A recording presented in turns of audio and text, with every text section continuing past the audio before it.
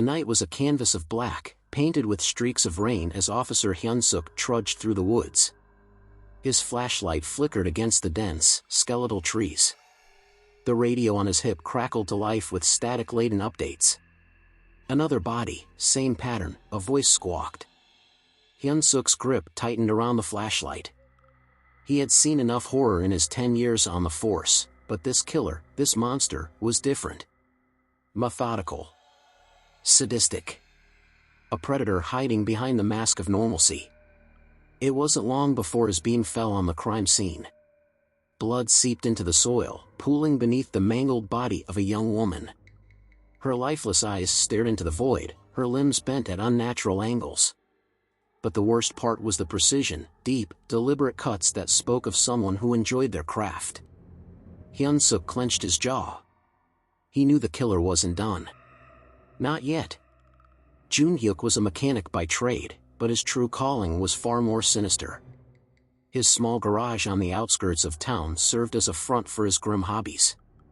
Tools that should fix lives were instead used to destroy them. His demeanor was unassuming, almost forgettable, which made him the perfect predator. That night, as the rain battered his workshop's tin roof, Jun-hyuk meticulously cleaned his hunting knife. The blade gleamed under the dim light. He smiled. Somewhere out there, another soul was ripe for the taking. The killer's latest victim was Ji-yeon, the fiancée of Agent Do-won, a seasoned investigator with a reputation for unyielding determination. When her severed remains were discovered in the river, something inside Do-won snapped. Grief turned to fury, and fury to obsession. Do-won vowed not just to catch the killer, but to make him suffer. He abandoned protocol, resigning from the force to pursue his own justice. Armed with intelligence from his former colleagues, he tracked down Jun-hyuk's hunting grounds, lonely highways, quiet towns, and desolate gas stations. It wasn't long before their paths crossed. Jun-hyuk underestimated Do-won. He had always seen himself as the hunter, but Do-won was a different breed of prey. Their first encounter ended with Do-won ambushing Jun-hyuk at a secluded motel, leaving him bloodied and barely conscious. But Do-won didn't kill him.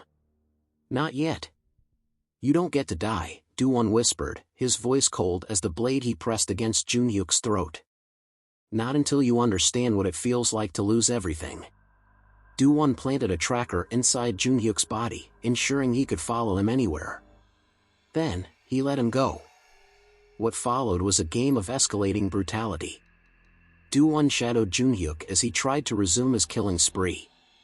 Each time, Do-won would intervene at the last moment, turning Jun-hyuk's plans into chaos. One night, Jun-hyuk tried to abduct a woman from a bus stop. Do-won arrived just in time, breaking Jun-hyuk's arm with a tire iron before disappearing into the shadows. Another night, Jun-hyuk woke up bound and gagged in a warehouse. Do-won stood over him, holding a crowbar.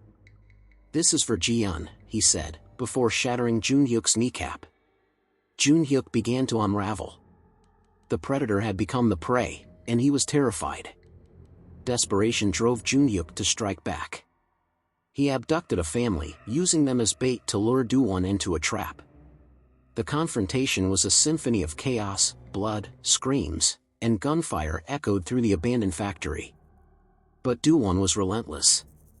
He overpowered Jun-hyuk, pinning him against a rusted beam.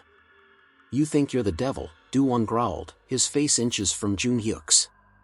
"But even the devil begs for mercy."